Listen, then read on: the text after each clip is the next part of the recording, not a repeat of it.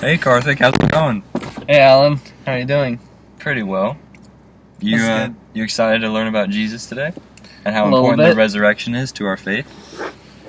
Well, what is the evidence for Jesus coming back from death? The evidence? Well, the Yes. first piece of evidence is that the tomb was empty when they went back to check it. How do you explain that?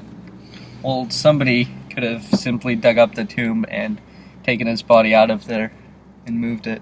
Well, Karthik, if that happened, then how do you explain all the accounts that everyone said they saw him and they reappeared to him after he had died?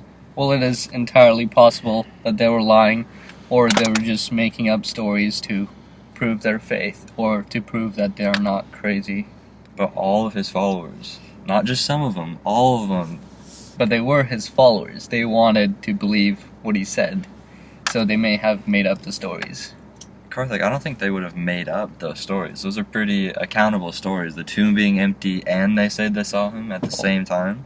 They had a strong motive to prove that they're not crazy, because if it turned out that Jesus was just a man, then it would mean they were all crazy for following him. So they had to say that he had risen from the dead.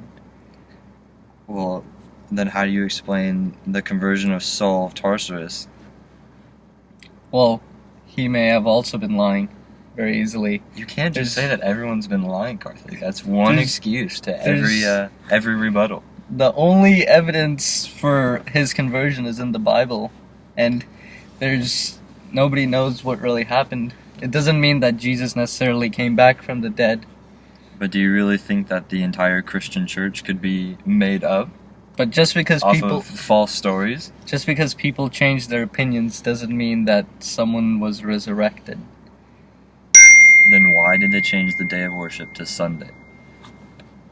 There could be many other reasons for that, such as people wanting to convert to Christianity.